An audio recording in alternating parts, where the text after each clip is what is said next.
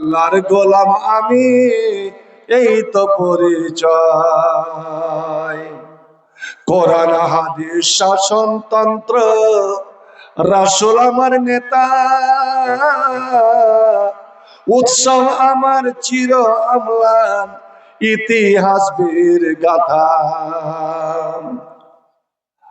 আল কোরআন হাদিস শাসনতন্ত্র, রাসূল আমার নেতা, উৎসব আমার চির আমলান, ইতিহাস বীর গাথা। এক আল্লাহ ছাড়া আমার দিলে, এক আল্লাহ ছাড়া আমার দিলে ভয় তো কারো নাই। এক আল্লাহর গোলাম আমি, এই তো পরিচয়। এক আল্লাহর গোলাম আমি, এই তো পরিচয়। জীবনের চেয়ে ইমানের দাম জানো অনেক বেশি, তবে কেন ইমান ছেড়ে জীবন পেয়ে খুশি। জীবনের চেয়ে ইমানের দাম জানো অনেক বেশি, তবে কেন ইমান ছেড়ে জীবন নিয়ে খুশি। তোর ইমানের মাঝে আছে, তোর ইমানের মাঝে আছে মুনাফিকের জয়। এক আল্লাহর গোলাম আমি, এই তো পরিচয়। এক আল্লাহর গোলাম আমি, এই তো পরিচয়। গোলাম ভেবে মাথা ঝুঁকাও নমাজের ওই মাঝে, সে আল্লাহর সঙ্গে বেঈমানি করো সকাল এবং সাঁঝে। গোলাম ভেবে মাথা ঝুঁকাও নমাজের ওই মাঝে, সে আল্লাহর সঙ্গে বেঈমানি করো সকালে এবং সাঁঝে। তারে সর্বক্ষেত্রে না মানিলে, তারে সর্বক্ষেত্রে না মানিলে কিছুই গ্রহণ যোগ্য নয়। এক আল্লাহর গোলাম আমি, এই তো পরিচয়। এক আল্লাহর গোলাম আমি, এই তো পরিচয়। কোরআন আল কোরআনের সৈনিক আমি, নেই তো পরাজয়। এক আল্লাহর গোলাম আমি, এই তো পরিচয়। এক আল্লাহর গোলাম আমি, এই তো পরিচয়। শ্রদ্ধেয় সভাপতি, উলামায়ে কেরাম, মাশায়েখ এজাম, পাক মজলিসে সমাবেত সকল মুসলিম সমাজ, সবার আনাচে কানাচে পর্দার আড়ালে বসে থাকা আমার মা ও বোনেরা, সকলের প্রতি রইল আন্তরিক সালাম, শুভেচ্ছা, অভিনন্দন ও আন্তরিক ভালোবাসা।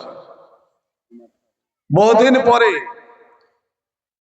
এই ঈদগাহের মাঠে উপস্থিত হতে পেরে আনন্দ উপভোগ করছি। আমি যেই সময় এসেছিলাম এই প্রাচীর ছিল না, আজ এত সুন্দর ঈদগাহ, প্রাচীর ঘেরা এবং কি সুন্দর গেট। তবে এটার আমি বড় ভিতরে ভিতরে কষ্ট পাচ্ছি। আমরা এটার সংরক্ষণ করতে পারবো তো? এটাকে বাঁচাতে পারবো তো? কারণ পিছনে এমন একটা পাশবিক শক্তি কাজ করছে। বন্ধু আমার, মুসলমানের এক এক করে স্মৃতিগুলোকে তারা মিটিয়ে দিল এবং মিটাবার তারা আপ্রাণ চেষ্টা করছে। এই ভারতের মাটিতে কত শত কবরস্থান যেখানে আমার আপনার পূর্বপুরুষ শত শত হাজারের সংখ্যায় শুয়ে আছে। সেই কবরস্থানে বুলডোজার চালিয়ে সেটাকে শপিং মল করা হলো, ফুটবল খেলার মাঠ করা হলো, কত ঈদগাহ বিরান হয়ে গেল। এই ভারতের মাটিতেই মানুষ দুটো বাৎসরিক ঈদ, ঈদুল আজহা, ঈদুল ফিতর আদায় করতে পারছে না, এবং ফাঁকা মাঠেও নামাজ পড়ার অনুমতি নাই। এক এক করে আমাদের মসজিদ গুলো চলে গেল বন্ধ। ওয়াকফের সম্পত্তি যেটা আমার পূর্বপুরুষেরা লক্ষ লক্ষ, প্রায় 9 লক্ষ একরের উপরে জমি যে মুসলমানের জন্য, ইসলামের জন্য তারা দান করে গেছে, যেই দানকৃত সম্পত্তির উপরে জালেম ইংরেজেরা হস্তক্ষেপ করেনি, স্বাধীন ভারতে কোন সরকার হস্তক্ষেপ করেনি, আজ আমাদের সেই সম্পত্তিও চলে গেল। এবং এটা বলা হচ্ছে যত ঈদগাহ, যত বড় বড় মসজিদ, এইগুলো ওয়াকফের সম্পত্তিতেই আছে। এটা অজুহাত খাড়ো করার কারণ, এই অজুহাতে একদিন যেন আপনার ঈদগাহ, আপনার এই মসজিদ, যে মসজিদকে কেন্দ্র করে আজ জালসা করেছেন, ভাই আমার, তাই বড় আফসোস হয়। এই মসজিদকে আমরা রক্ষা করতে পারবো তো? এই মসজিদকে আমরা টিকিয়ে রাখতে পারবো তো? মসজিদ হলো মুসলমানের জান, মুসলমানের প্রাণ, এটা জেনে রাখুন। কিন্তু আমরা তো মসজিদকে আগেই আমরা দিয়ে দিয়েছি অপরের হাতে। আমি মসজিদ বানালাম, মসজিদকে ঝা চকচকে করে দিলাম, কিন্তু মসজিদ যদি অনাবাদ থাকে, মসজিদ যদি আবাদ না থাকে, তাহলে ওই মসজিদ করে লাভটা কিসের? ভাই আমার, আরে মুসলমানের তো পরিচয় যে যুদ্ধের ময়দানে যখনই আজান হয়েছে আল্লাহু আকবার, তখন ওই আরব মুসলমানেরা, সাহাবায়ে কেরামেরা, তাবেঈনে এজামেরা যুদ্ধের ময়দানে অস্ত্র ফেলে দিয়ে তারা আল্লাহর সামনে নতজানু হয়ে দাঁড়িয়ে গিয়েছে। কোন কিছুরই ভয় নাই, না তীরোं का खौफ, না তীরের ভয়, না তলোয়ারের ভয়, না কোনো কিছুরই ভয়। মুসলমান যদি ভয় করে, মুসলমান যদি ডরায়, তো একমাত্র আল্লাহকে দেখে ডর করবে, আল্লাহকে দেখে ভয় করবে। এরা কোনো কিছু দেখে ভয় করেনি। মুসলমান আমরা যখন সংখ্যায় অল্প ছিলাম, তখন আমাদের দিকে কেউ চোখ রাঙানি দিতে পারেনি। আর আজ বিশ্ব জুড়ে মুসলমান সবচেয়ে বৃহত্তম জাতি, যাদের সংখ্যা 200 কোটির ওপরে, আজ সবচেয়ে লাঞ্ছিত, অপমানিত, পদদলিত। চিন্তা করেছেন এই ভারতে কি মুসলমানের সংখ্যা কম আছে?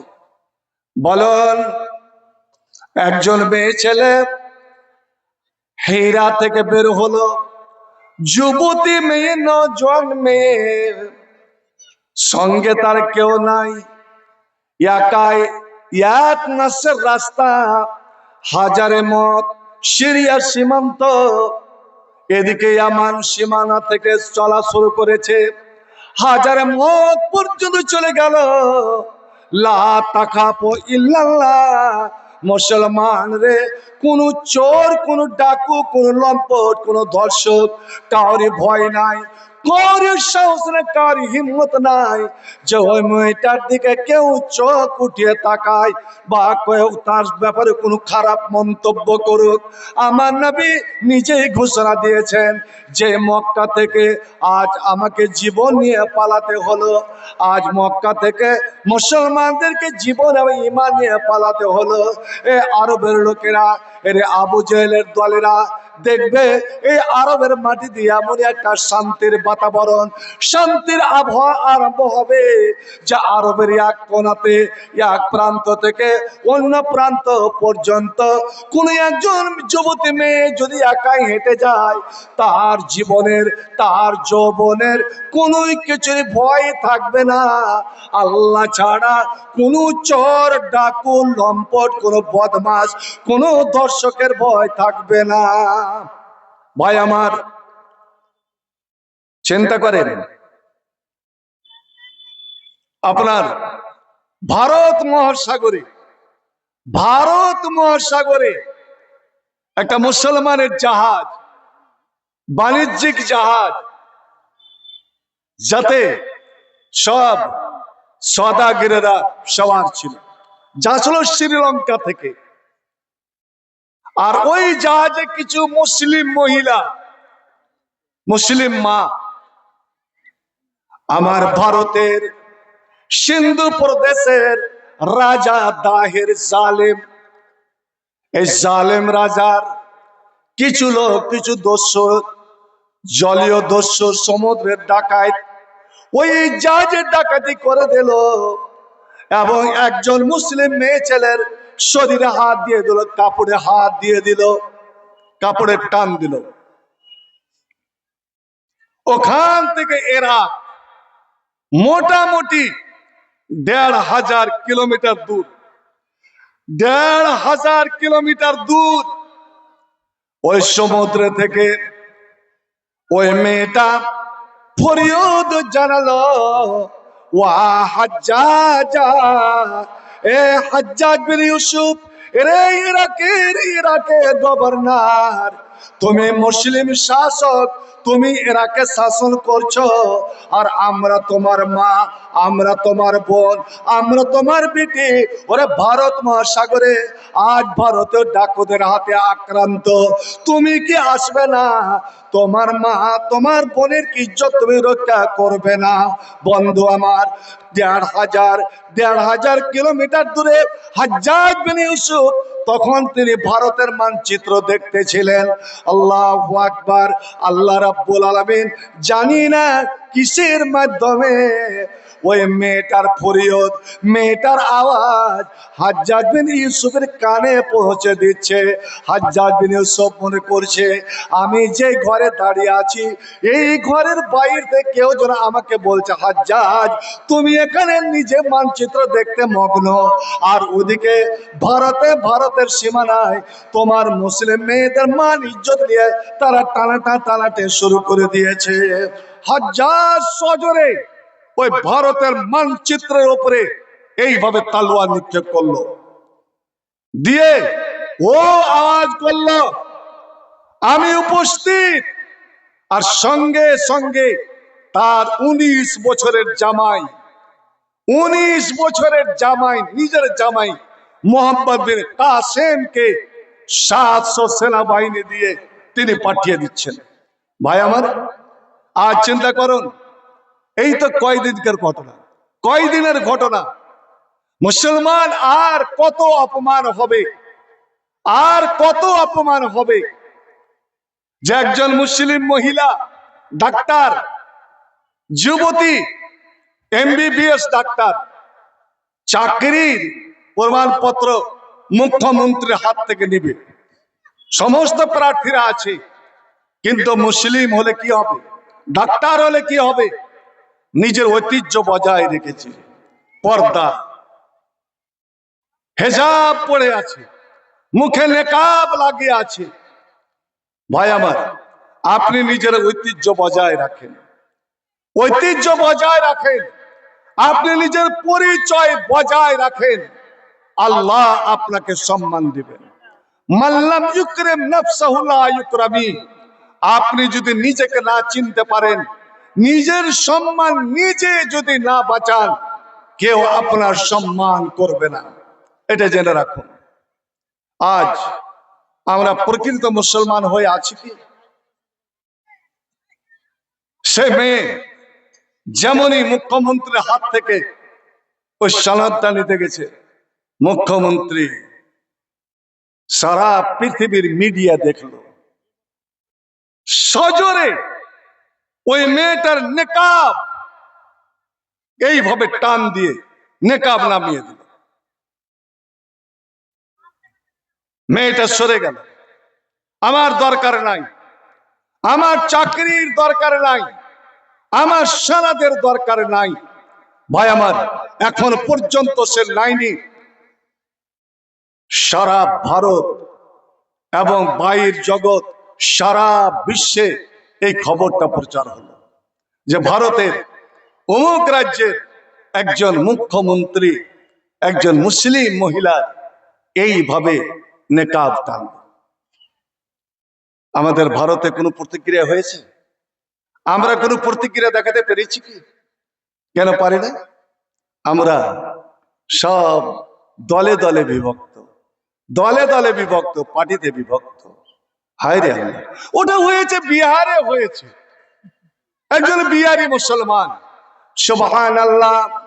মুসলমান রে, যখন থেকে আমরা এই জিনিসটা ভাবতে শিখেছি যে ওটা তো মুখের জায়গার মুসলমান, ওটা পশ্চিম বাংলার মুসলমান নয়, আমাদের মালদার নয়, আমাদের কোমেদপুরের নয়, আমাদের বাগনচার নয়, ওটা হলো কাটিহারের, ওটা হলো বিহারের, ওটা হলো উত্তরপ্রদেশের। ওরে আমার ইসলাম এমন একটা ধর্ম, ইসলাম এমন শিক্ষা দেয়, আমার নবী বলে দিয়েছেন, এ বিশ্বের মুসলমান, এ বাগনুচার মুসলমান, এ কোমেদপুরের মুসলমান, শুনে নাও, আল মুমিনু লিল মুমিনে কাল জাসাদিল ওয়াহিদে। তোরা পৃথিবীর যেখানে থাক না কেন, তোদের কলমা এক, তোদের খোদা এক, আল্লাহ এক, রাসূল এক, কোরআন এক, তোদের সব কিছু এক। অতএব তোরা বলি এক দেহ, এক প্রাণ। একটা মানুষের শরীর গঠন হয় বিভিন্ন অঙ্গ প্রত্যঙ্গ নিয়ে। আমার হাত আছে, আমার পা আছে, আমার চোখ নাক মুখ কান সবকিছু আছে। বন্ধু আমার, এতগুলো অঙ্গ প্রত্যঙ্গ নিয়ে আমার একটা দেহ। আমার হাত যে কাজটা করবে, আমার পা সে কাজটা করতে পারবে না। আমার চোখ যে কাজটা করবে, আমার নাক সেই কাজটা করবে না। আমার নাক যে কাজটা করবে, আমার মুখ সেই কাজটা করবে না। কাজের দিক দিয়ে তফাৎ আছে। কিন্তু বন্ধু আমার শুনুন, আমার হাতটা যদি কেটে ওখানে পড়ে থাকে, ওটাকে হাবিবুর রহমান বলা যাবে না। আমার পা যদি কাটা পড়ে থাকে, ওটাকে হাবিবুর রহমান বলা যাবে না। আমার হাত পা চোখ নাক মুখ এ অঙ্গ প্রত্যঙ্গ সব মিলিত হয়ে একটা দেহ, একটা শরীর তৈরি হয়েছে। কিন্তু বন্ধুরে আমার, যদি এদের কাজের মিল নাই, কিন্তু এমন একটা সময় আছে, ওই সময়ে আপনার হাত, আপনার পা, আপনার চোখ, আপনার নাক, আপনার মুখ সব একজোট হয়ে যায়। কখন?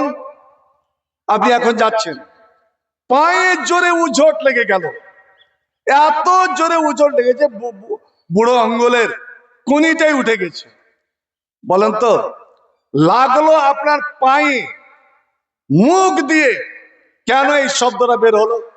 ওকে মাকে বাপরে, জান গেল। এই জান গেল কেন বলছেন? পা বুঝুক। কেন আপনি হাত দিয়ে চেপে ধরলেন? কেন চোখ দিয়ে টস টস করে অশ্রু জল পড়তে লেগেছে? কেন সারা শরীর ব্যথায় আক্রান্ত কেন হয়ে গেল? নবী আমার বলেন, যখন তোমাকে জ্বর হয়, বিল হোম্মা, যখন তোমাকে জ্বর হয় মুসলমান রে, তোমার সারা শরীর ব্যথা হয় কি হয় না? তোমার হাতে, তোমার পায়ে, তোমার মাথায়, তোমার সারা দেহে ব্যথা হয় কি হয় না? বলো দেখি, তোমার যদি ঘুম না হয়, অনিত কোনো কারণে ঘুম আসছে না, ওটা কি শুধু চোখ? তোমার চোখ দুটো কি কষ্ট পায়? না না না। তুমি হাত পা কেন বিছানায় মারো? কেন তুই ছটফট করো? অর্থাৎ যখনই শরীরের উপরে বিপদ আসে, তোমার পায়ে কাটা লেগে গেল, তোমার শরীরে কোনো আঘাত লাগলো, তোমার পেটে ব্যথা হচ্ছে, তোমার মুখ দিয়ে কেন তুমি ট্যাবলেটটা খাবে? কেন হাতেতে পানের গিলাসটা ধরবে? তোমার পেটে ব্যথা, তোমার পেট বুঝুক। না না না।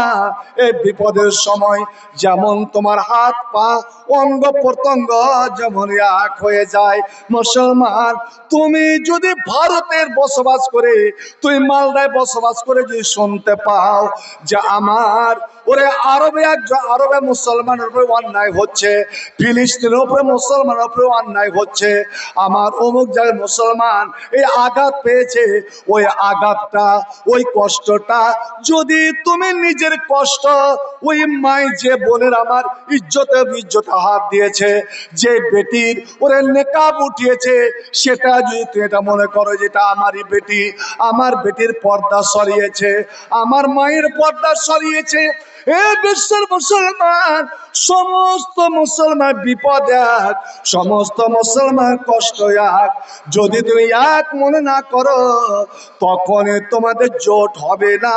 আর জোট যখন না হবে, মুসলমান রে, তোমাদেরকে শয়তান আক্রান্ত করবে, শয়তান তোমাদের বিভেদ তৈরি করে দেবে। তাই তো আজ আমাদের এই অবস্থা।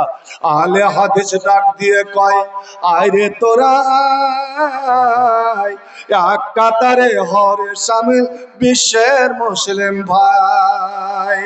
আহলে হাদিস ডাক দিয়ে কয়, আয় রে তোরা আয়, এক কাতারে হরে শামিল বিশ্বের মুসলিম ভাই। এক কাবায়া এক কোরআন মানি, এক আল্লাহ এক রাসূল জানি, এক কাবায়া এক কোরআন মানি, এক আল্লাহ এক রাসূল জানি, তবে কেন দলা দেউলির লইব আশ্রয়?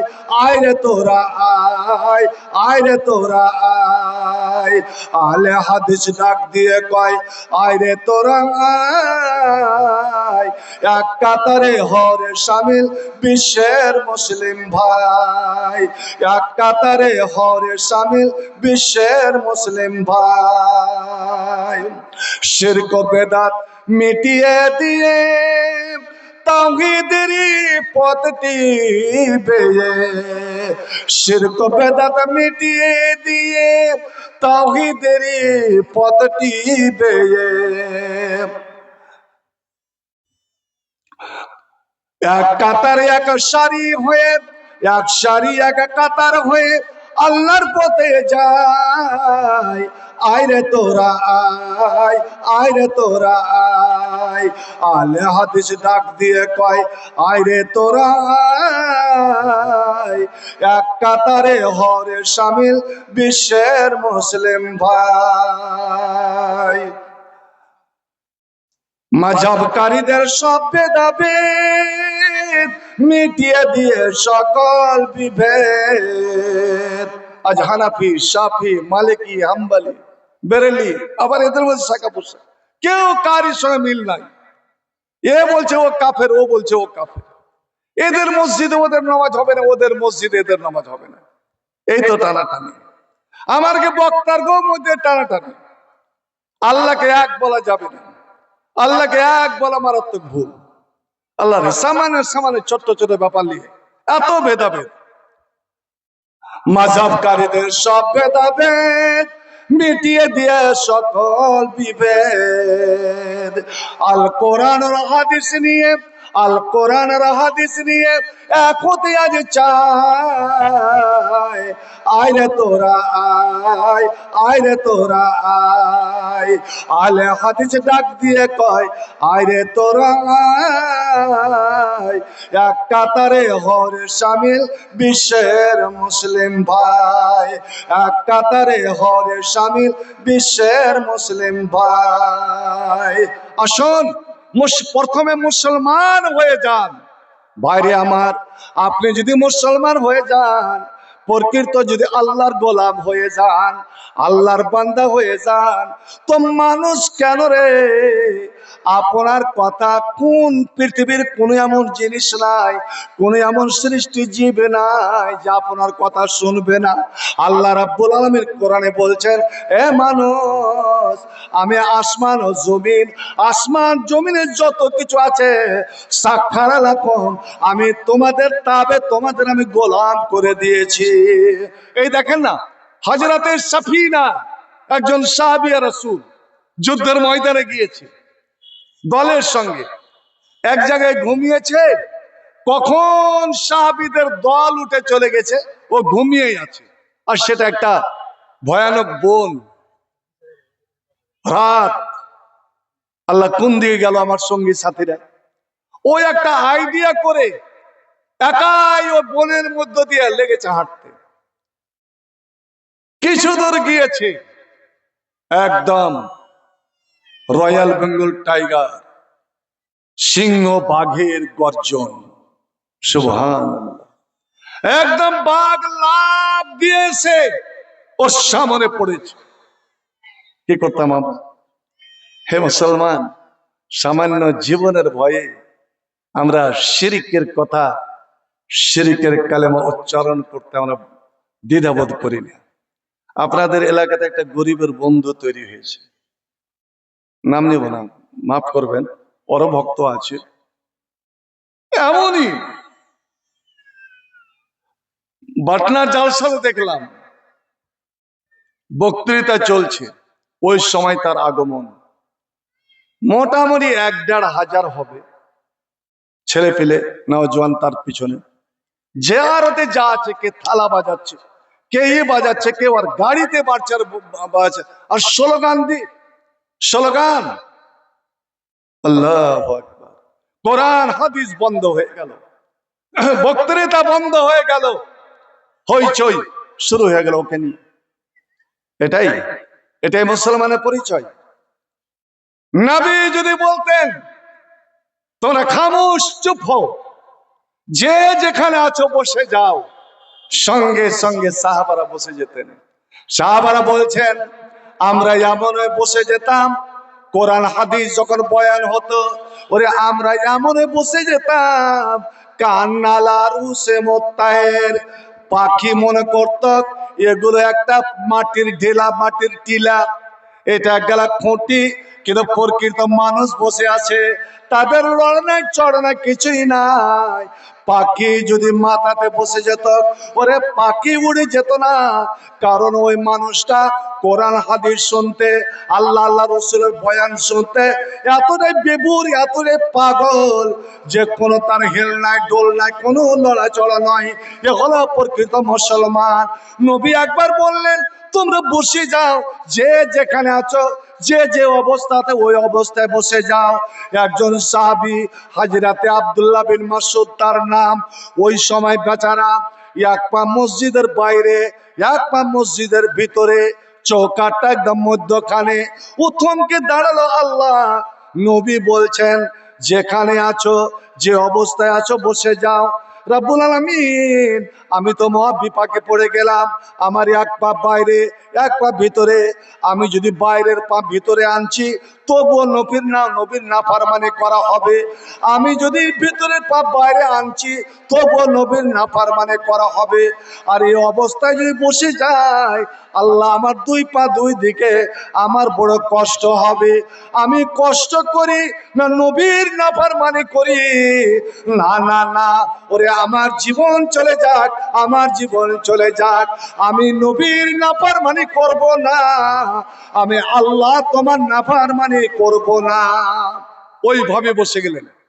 আজান হচ্ছে, কাজটা সেরে এলি, বলেন আজানের সময় যতগুলো চায়ের দোকান আছে, চা ঘোটা বন্ধ করে কি? চা পান করছেন, কাপটাকে রাখতে পারবেন, কদল কোপাচ্ছেন, কদলকে বন্ধ করতে পারবেন?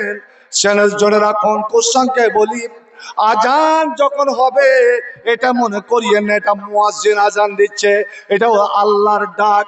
আল্লাহ আপনাকে ডাক দিচ্ছেন, যে আল্লাহর হাতে আপনার জীবন, যে আল্লাহর হাতে আপনার মরণ, যে আল্লাহর হাতে আপনার সব কিছু। আপনার রুজির মালিক আল্লাহ, আপনার জমি জায়গার মালিক আল্লাহ, আপনার জীবনের মালিক আল্লাহ, আপনার মরণের মালিক আল্লাহ। ওই আল্লাহ ডাক দিচ্ছেন, আয় রে আয়, আয় তোরা আয়, ওরে তোরা নামাজের জন্য আয়। আর নামাজে এসে আমাকে ডেকে আমার কাছে কিছু নিয়ে তোরা কামিয়াব হয়ে যা, তোরা পাস হয়ে যা, তোরা সাকসেসফুল হয়ে যা। আয় আয় তোরা নামাজের দিকে আয়, আমার অফিসে আয়, আমার সঙ্গে কথা বলবি তো আয়। বন্ধুরে আমার, নামাজ হচ্ছে আল্লাহর মোলাকাত, আল্লাহর সাক্ষাৎ, আল্লাহর সঙ্গে বান্দার কথাবার্তা বলা। কয়জন আমরা নামাজ শুনে যাই? আজান শোনার পরে কাজে লিপ্ত থাকা, সরাসরি আল্লাহর নাফরমানি করা, আল্লাহর সঙ্গে বেঈমানি করা, আল্লাহর সঙ্গে বিদ্রোহ ঘোষণা করা। ওই মুসলমানের উপরে আল্লাহর দয়া হবে? নবী খুতবা দিচ্ছেন, নজর পড়ে গেল আব্দুল্লাহ বিন মাসউদ বেচারা দুই দিকে দুই পা করে বসে আছে চৌকাঠের উপরে। আব্দুল্লাহ, এই অবস্থা তোমার কেন? ইয়া রাসূলুল্লাহ, আমি যখন বের হচ্ছিলাম আপনার ডাক আমার কানে পড়েছিল যে তোমরা যে যে অবস্থা আছো ওই অবস্থায় বসে যাও। হুজুর গো, আমি ভিতরে পা বাইরে আনতেও বেয়াদবি মনে করলাম, আর বাইরের পা ভিতরে নিয়ে যাব এখনো বেয়াদবি হবে, তাই আমি আপনার আদেশ মেনে নিয়ে আমি এখানে বসে গেলাম। নবী আমার দোয়া দিলেন, নবী দোয়া দিলেন, জাদাকাল্লাহু হিরসা। এ আব্দুল্লাহ, আল্লাহ দ্বীনের প্রতি, কোরআন হাদিসের ইলমের প্রতি আল্লাহ তোমার জন্য লালচ, তোমার খায়েশ, তোমার ইচ্ছা যেন আরো বাড়িয়ে দেয়। নবী দোয়া দিলেন। ভাই আমার, আর আল্লাহ নবী যে বদদোয়া দিয়েছেন কতগুলো ক্ষেত্রে আমরা লক্ষ্য করেছি। তো বলছিলাম, সিংহ বাঘের গর্জন একদম সামনে আছে, আবার লাভ কাটতে যাবে ওর উপরে। ওই সাহাবী কোনো ভয় নাই, ভয়ের কোনো লেশ মাত্র নাই। ও চট করে বলে উঠছে, এরে বনের বাঘ, আমি কে তুই আগে আমাকে চিনেলে, আর তার ফোনে আমাকে কি তুই চিনিস রে? আমি কে? আনা আসহাবু মুহাম্মাদিন সাল্লাল্লাহু আলাইহি সাল্লাম, আমি নবী মুহাম্মদ সাল্লাল্লাহু আলাইহি সাল্লামের সাহাবী। আমি কলেমার পতাকা নিয়ে, আমি কালেমা লা ইলাহার পতাকা নিয়ে আমি মদিনা থেকে বের হয়েছি ওরে আল্লাহর জমিনে আল্লাহর দ্বীন প্রচার করার জন্য, ইসলামের পতাকা আল্লাহর জমিনে উড়াবার জন্য বের হয়েছে। এর বনের বাঘ, আমি আল্লাহর বান্দা আর তুইও আল্লাহর মাখলুক। আমি কিন্তু আমার সঙ্গী সাথীকে হারিয়ে দিয়েছি, আমি পথ ভুলে গিয়েছি। তুই যদি আল্লাহর আদেশের বাধ্য হস, আল্লাহকে যদি খালেক মালিক মনে করিস, তবে আমি মানুষ, আমি আশরাফুল মাখলুকাত, আমি সর্বের সেরা। আমি তোকে এই মুহূর্তে আদেশ করছি, তুই আমার ক্ষতি না করে, আমার উপর আক্রমণ না করে আমাকে রাস্তা দেখে নিয়ে চল, যেথায় আমার সাথীরা, সঙ্গী সাথীরা আছে, আমার সঙ্গী সাথীদের কাছে তুই পৌঁছে দাও। আল্লাহু আকবার। একটা বদ্ধ ছেলের মতো ওই বাঘ এসে যেমনই শুনেছে নবী মুহাম্মদ সাল্লাল্লাহু আলাইহি সাল্লামের একজন গোলাম, একজন সাহাবী, একজন সঙ্গী, ওই বাঘ এসে তার পায়ে চুম্বন দিয়ে এবার আগে আগে চলতে লাগলো। এ দৌড়ায়, এ পিছনে পিছনে, ও আগে আগে যায়। যখন কোনো ভয়, অন্যান্য বাঘ ভাল্লুকের ভয় হয়, তখন এই বাঘ ছুটে যায় ওরাকে তাড়িয়ে দিয়ে আবার এর সামনে হাজির, একে রাস্তা দেখিয়ে নিয়ে যাচ্ছে। বন্ধু আমার, বনের বাইরে, জঙ্গলের বাইরে ওই সাহাবায়ে কেরামের দলেরা, কাফেলা অপেক্ষায় ছিল যে সাফিনা আমাদের সঙ্গে হারিয়ে গিয়েছে, দেখি তো কি দিনের বেলা পাওয়া যায় কি যায় না। ওরে দিন নয়, দিন হওয়ার আগে আগে এ বাঘ রাস্তা দেখিয়ে তাকে নিয়ে চলে গেল এবং দল দেখিয়ে দিয়ে ওই বাঘ ফিরে আসছে। তো ফিরে আসতে মন চাই না, সাফিনার দিকে বারবার ফিরে তাকাচ্ছে এবং সাফিনাও তাকে বারবার ফিরে তাকাচ্ছে। এ মুমিন মুসলমান, চিন্তা করুন, বনের বাঘ আমাকে তোমাকে রাস্তা দেখে নিয়ে গেল রে, আর আজ আমি বাড়ি থেকে বের হই যখন বিদেশে যাই, আমার উপরে বিশ্বাস নাই, আমি এ বিশ্বাস নিয়ে যেতে পারি না। আমি যে বোম্বাই, গুজরাট, কাশ্মীর, পাঞ্জাব আমি গেলাম, আমি যে হায়দ্রাবাদ গেলাম, আমি যেখানে সেখানে কাজের তল্লাশে গেলাম, আমি জীবিত ফিরে আসতে পারবো কি পারবো না, আমি বাড়িকে আশ্বস্ত করে যেতে পারি না, বাড়িকে আমি বলে যেতে পারি না আমি যে জীবন নিয়ে গেলাম এই জীবন নিয়ে আমি ফিরে আসব। কারণ কত শত মুসলমান, তো কয়দিন হলো সে একজন ফিরিওয়ালা, একজন বাঙালি ফিরিওয়ালাকে ছত্তিশগড়ে আল্লাহরে বাংলাদেশি ভেবে তাকে পিটিয়ে পিটিয়ে পিটিয়ে তাকে শেষ করে দেওয়া হলো। সে একজন মুসলমান, যখন মারতে আরম্ভ করলো, ওই মারার সময় ওরা বলেছিল তুই জয় শ্রীরাম বল, জয় শ্রীরাম বল। ও জয় শ্রীরাম বলতে গিয়ে জানি না কিসের জন্য আটকে গেল, জয় শ্রীরাম বলতে পারলো না, যেন আল্লাহ তাকে বলতে দেয়নি। ওরে পাগল রে, তুই জয় শ্রীরাম বলতে গেলেও তোকে ছাড়বে না, তুই হত্যা করবে, কিন্তু মর, মুসলমান হয়ে মর, তুই মুশরিক কাফের হয়ে খবরদার মরিস না। আল্লাহ রাব্বুল আলামিন নিজে বলছেন, তোমরা যদি মরণ হয় তো মুসলমান হয়ে মরো, তুমি কাফের মুশরিক হয়ে তুই মরিও না। ভাই আমার, দাড়ি ছেঁটে আছেন, কাজে গেছেন, তা ওরা মনে করছে মুসলমান, জয় শ্রীরাম বল। চিন্তা করেন, অনেকেই জীবনের তাগিদে জয় শ্রীরাম বলে দিচ্ছে, ইমান বিক্রি করে দিল। এই ইমান বিক্রিকারী মুসলমান যে লক্ষ লক্ষ কোটি কোটি থাকে, আল্লাহ তার পরোয়া করে না। ভাই আমার, বদরের 313 জন মুসলমান যা করেছে, কোটি কোটি মুসলমান, আল্লাহ তাদের পরোয়া করে না। কারণ তোরা নামে মুসলমান, কাজে তো তোরা মুসলমান নোস, তোরা তো মুশরিক। আপনি বলেন, আপনি নামাজ পড়েন, আপনার স্ত্রী নামাজ পড়ে তো? আপনার স্ত্রী 5 ওয়াক্তের নামাজি, আপনি নামাজ পড়েন তো? শুনুন, 2 জনের মধ্যে একজন নামাজি, একজন বেনামাজি, এটা জেনে রাখুন, ওদের বিবাহ থাকবে না। কিন্তু আমরা জবরদস্তি বসবাস করছি। ভাই, স্বামী স্ত্রীর মধ্যে যদি কেউ মারা যায়, স্বামী স্ত্রীর মধ্যে কেউ যদি আগে মারা যায়, নিয়ম হলো পুরুষ মারা গেলে স্ত্রী গোসল দিবে, স্ত্রী মারা গেলে পুরুষটা গোসল দিবে। কারণ সেই দিন আমাকে উলঙ্গ করে গোসল দেওয়া হবে, আমার মধ্যে কোনো দোষ ত্রুটি থাকতে পারে, আইব থাকতে পারে, এই আমার ইজ্জত একমাত্র দেখবে আমার স্ত্রী, জীবনেও মরণেও। আমি পুরুষ, আমার স্ত্রীর ইজ্জত জীবনেও আমি, আর মরণেও আমি, অন্য কেউ নয়। এ হলো নিয়ম।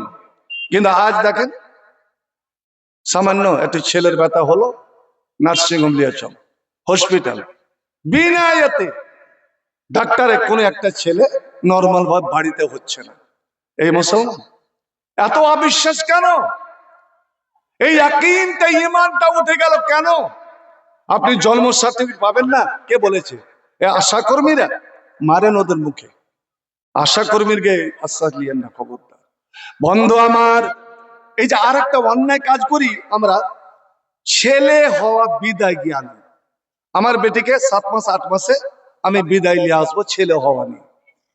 জানি না আপনাদের এলাকায় কি আছে প্রথা, আমাদের এলাকাতে আল্লাহরে আল্লাহ, আমার বেটিকে যদি আমি বিদায় আনতে যাই, ছেলে হওয়া নিয়ে তো চাল ডাল খাসি গরু যত কিছু, এমনকি খাওয়ার পাতা পানি সালের কাঠিটাও নিয়ে যেত, সালাই নিয়ে যেতে হয়েছে।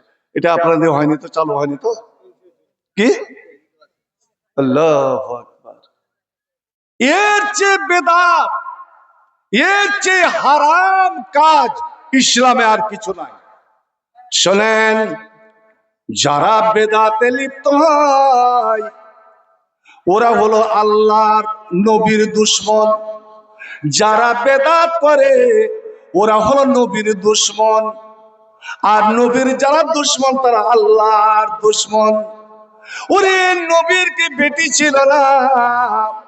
নবীর একটা বেটির কাছে তোরকে দুনিয়ার সমস্ত বেটি বিক্রি হয়ে যাবে রে। এক ফাতেমার কাছে আল্লাহ আল্লাহ যিনি সমস্ত জান্নাতের সর্দার নিয়ে নবী কি ফাতেমার বিয়ে দেননি? বন্ধু আমার, ফাতেমার হাতের ছাল উঠে গিয়েছে, বড় বড় ফোঁসা পড়ে গিয়েছে। জীবনে কোনোদিন বাপের বাড়িতে কাম করেনি, গরিবের বাড়িতে বিয়ে, নিজের ইচ্ছা নিজের চাস্তো চাচার সঙ্গে বিয়ে, হযরত আলীর সঙ্গে বিয়ে। এই আলীকে আজীবন নবী লালন পালন করেছে, নিজের বাড়িতে রেখেছিলেন। নিজের নবী বিয়ে দিয়ে এই পাশে এটা হলো নবীর ঘর, তারপরে সাউদার ঘর, তারপরে হচ্ছে হযরত আলীর ঘর। এখান থেকে ওখানে নবী নিজে রেখে এলেন। বন্ধু আমার, ওখানে গিয়ে ফাতেমাকে কাম করতে হয়, পানি উঠাতে হয়, সানি কাটতে হয়, আবার রুটি বেলতে হয়। এই কাজ করে করে ফাতেমার হাতে বড় বড় ফোঁসা পড়ে গেল, ছাল উঠে গেল, জ্বর হয়ে গিয়েছে। হযরত আলী বলছে, ফাতেমা তুমি রাসূলের কাছে যাও, তোমার আব্বার কাছে যাও, একটা কাজের মেয়ে তুই চেয়ে আনো। আলী কাজে চলে গিয়েছে। ফাতেমা কাঁদতে কাঁদতে নবীর বাড়ি চলে এসেছেন। হযরতে আয়েশা ফাতেমার সৎ মা, বয়সে ফাতেমার থেকে ছোট, বসে আছে। আর ফাতেমাকে দেখে চট করে দাঁড়িয়ে ফাতেমাকে জড়িয়ে ধরেছে, বেটি তুই আলী কিসের জন্য? আম্মা আব্বা কই? তোমার আব্বা বাইরে গেছে। কি হয়েছে মা? এবার হাত দুটো দেখালেন। আম্মা জান, আমি আর কাজ করতে পারছি না, আমার সহ্যের বাইর। যদি কোনো বান্দি দাসে থাকে, কাজের মেয়ে থাকে, আমি আব্বার কাছে এসেছিলাম নিয়ে যাবার জন্য। বেটিরে তুই যা, আশ্বাস দিয়ে ওকে বুঝিয়ে সুঝিয়ে বাড়ি পাঠালেন। তুমি যাও, তোমার আব্বা আসতে গেলে আমি বলবো। এদিকে ফাতেমা গিয়েছেন, নবী এই দিক দিয়ে চলে এসেছেন। হযরতে আয়েশা কাঁদো হয়ে বলছেন, ইয়া রাসূলুল্লাহ, আপনার মেয়ে ফাতেমা এসেছিল এই অবস্থা নিয়ে, তার হাতের এই অবস্থা, বেচারি সহ্যের বাইর। আল্লাহু আকবার! নবী শুনে বড় দুঃখিত হলেন, কোনো কিছু বললেন না। জোহর গেল, আসর গেল, মাগরিব গেল, এশারের নামাজ, কনকনে জাড়ের দিন, প্রচন্ড শীতের রাত, হাড় কাঁপানো জাড়। আল্লাহ নবী মসজিদে নামাজ পড়লেন, নামাজ পড়লেন, যাই নামাজে বসে থাকলেন। একে একে একে একে সমস্ত সাহাবী বাড়ি চলে গেল। হযরত আলী বলছেন, আমিও বাড়ি এসে ওয়াকাদ আখাযনা মাজাজিনা, আমি আর ফাতেমা একটা চাদর গায়ে দিয়ে, একটা ছিঁড়া কম্বল গায়ে দিয়ে দুইজন শুয়ে গিয়েছি। এমন সময় আল্লাহর নবী গুটি গুটি পায়ে, নবীর পা, নবীর সারা শরীর সে একদম বরফের মতন ঠান্ডা হয়ে গিয়েছে। ওই অবস্থা নবী গেলেন আর ফাতেমার আলীর গেটে গিয়ে শুধু সালামটা দিলেন, আর সালাম দিয়ে তিনি ভিতরে ঢুকে গিয়েছেন। হযরত আলী বলছেন, নবীকে দেখে আমরা দুইজন শরমে পড়ে গেলাম, আমরা বিছান থেকে দাঁড়া থেকে উঠতে গেলাম।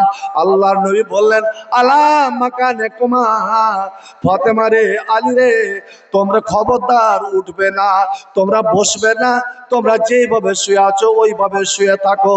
আল্লাহু আকবার! বেটি জামাইকে ওইভাবে শুইয়ে রেখে হযরত আলী বলছেন ফাজালাসা বাইনানা, আল্লাহর নবী আমাদের দুইজনের মধ্যে বসে গেলেন, পাকে এইভাবে করে বসলেন, এক পায়ের হাঁটু ফাতেমার পেটের উপরে আর এক পায়ের হাঁটু আমার বুকের উপরে। ওরে আমার বুকের উপরে যে নবী পা রেখেছিলেন তো মনে হলো যেন বরফ রেখে দিলে এতটা ঠান্ডা হয়ে গিয়েছে। ওরে তোরা শোন, যখন আল্লাহ নবী আমার বুকে পা রেখে বসেন তখন আমার বয়স ছিল মাত্র 22, এখন আমার বয়স 60 পার হয়ে গিয়েছে। এখনো যখন বুকে হাত দিই আমার মনে হয় নবী পা রেখে আছেন, ওই শীতল ভাবটা ওই ঠান্ডা ভাবটা এখন অনুভব করি। আল্লাহ চুপচাপ বসে আছেন, নবীও চুপ, আমরা চুপ। কিছুক্ষণ পরে নবী বলছেন আলী ফাতেমা তুমি কি আমার বাড়ি গিয়েছিলে বান্দি দাসে কাজের মেয়ে চাইতে? হ্যাঁ আব্বা জান, আমি গিয়েছিলাম, আলী আমাকে পাঠিয়েছিল। এবার নবী বলছেন আলী রে ফাতেমা রে, আলা আদুল্লুকুম আলা খায়রিম মাসাল তোমানি, বেটি আমার তুমি যেটা চাইতে গিয়েছিলে, যেটা তুমি চাইতে গিয়েছিলে তার থেকে যদি ভালো জিনিস আমি তোমাকে দিই তো তুমি সেটা নিবে কি নিবে না? তার থেকে ভালো জিনিস, উত্তম জিনিস একটা কাজের মেয়ে কি দাম রাখে?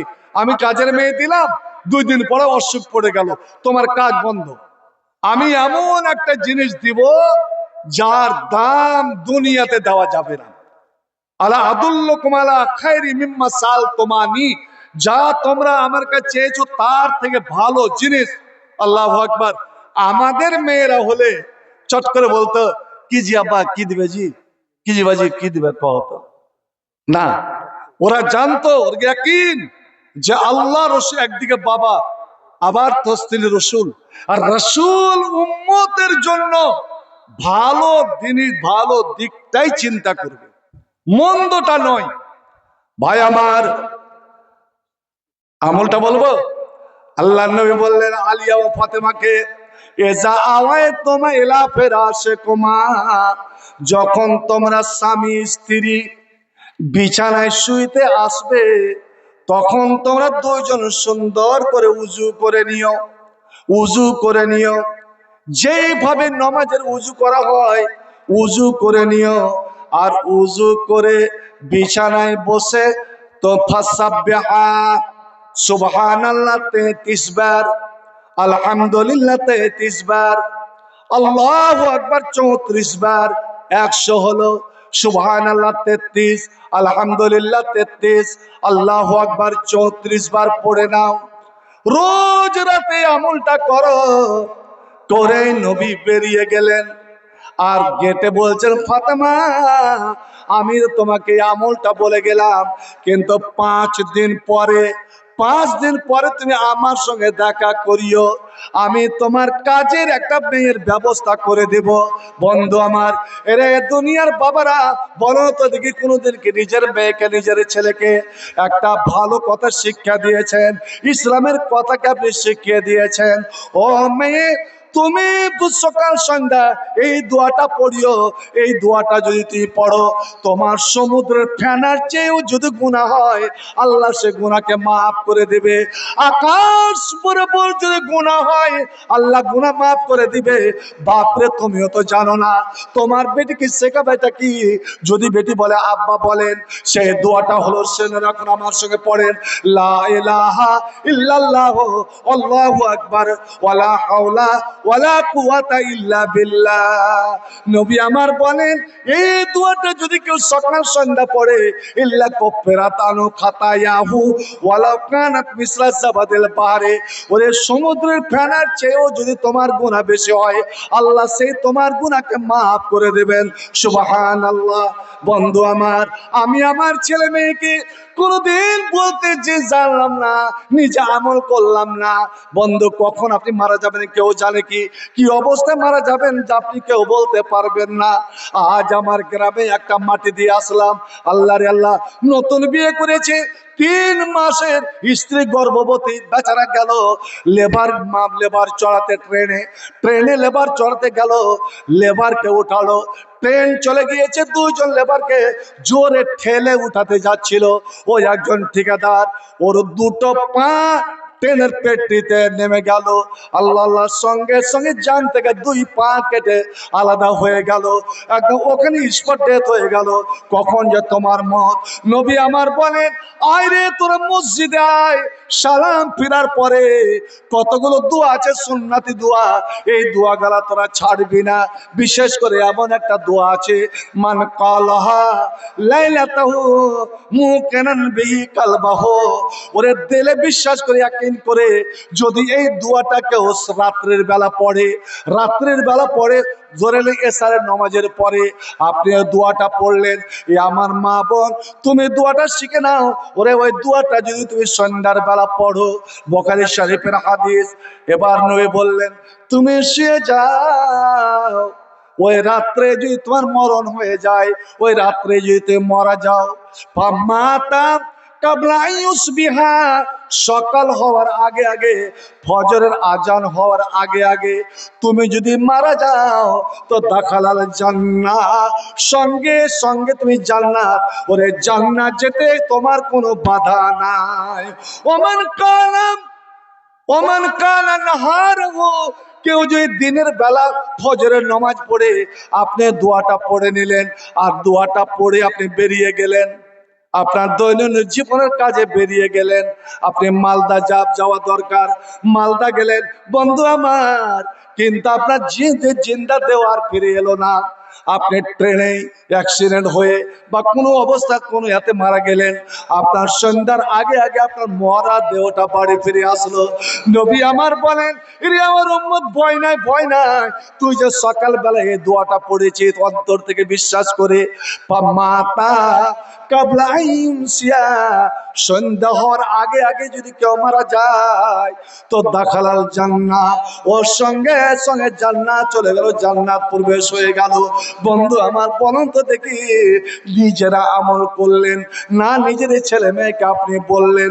ওরে আজ আপনি এখান থেকে জেনে যান, শিখে যান, ওই ছোট্ট কতগুলো জিনিস সে জেনে যান, নিজে আপনি আমল করেন, এবং আপনি বাড়ির ছেলে মেয়েকে, বাড়ির স্ত্রীকে, ভাই বোনকে যদি আপনি একটা মানুষকে একটা দিনের কথা শিখিয়ে দিতে পারেন, তো জেনে রাখুন, দুনিয়ার সমস্ত সম্পদ, টাকা পয়সা যদি আপনাকে কেউ দিয়ে দেয়, তার থেকে বেশি মূল্যবান কাজ আপনি করলেন।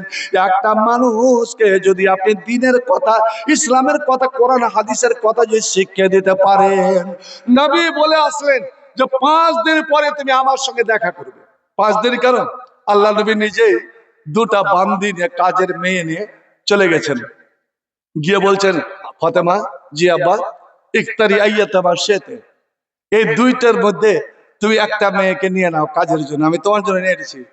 হযরতে ফাতেমা হেসে বলছেন, আব্বা, আপনি যেই মহামন্ত্র, যেই শক্তিশালী মন্ত্র, ওই যে শোয়ার সময় ওই আমলটা, এই আমলটাকে বলে আপনার যত দরকারি কাজ হালকা করার মন্ত্র।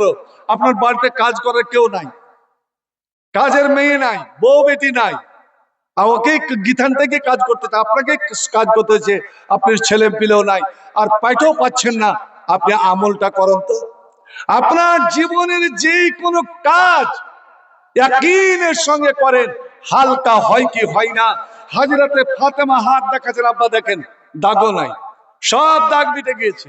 এখন কোন কাজ আমাকে ভারী মনে হয় না, যে আমি কাজ আরম্ভ করি তো মনে হয় যেন কে অন্যজন যেন আমার কাজটা করে দিল, এত তাড়াতাড়ি। বন্ধু, আপনি আল্লাহর হয়ে যান, আল্লাহ আপনার হয়ে যাবে। ওরে আপনি ইসলামের উপরে আমল করেন, কোরআন হাদিসের উপরে আমল করেন, নবী যেভাবে বলেছেন আপনার জীবন সমস্যার সমাধান হয়ে যাবে। আমরা লাখ লাখ টাকা ইনকাম করি, কোটি কোটি টাকা ইনকাম করি, কিন্তু জীবনের শান্তি নাই কেন? হাই হাই দই দই মিটে না কেন? বন্ধু আমার, ইনকাম করা হলো একটা জিনিস, আর বরকত হলো একটা জিনিস। ওরে বরকত যদি না থাকে, আল্লাহর রহমত যদি না থাকে, কোনোই কিছুতে বাবা ধরবে না, কোনোই কিছু বরকত হবে না। আর বাড়িতে যদি বরকত আনতে চান, বাড়িতে যদি বরকত আনতে চান, তো জেনে রাখুন বরকতের চাবি কাঠি হলো কিন্তু আপনার স্ত্রী। আপনার স্ত্রীকে বলে দেন ও যেন সবসময় পাক সাপ পবিত্র যেন থাকে, পাক ও পবিত্র থাকে, এবং বিশেষ করে বেশি নয়, ওরে সকাল সন্ধ্যা একটু করে যেন কোরআন তেলাওয়াত করে। যে বাড়িতে কোরআন নাই, মসজিদ তৈরি করা হয় তিনটা কাজের জন্য। এক হলো নামাজ, দ্বিতীয় হলো আল্লাহ জিকির, তৃতীয় কোরআন তেলাওয়াত।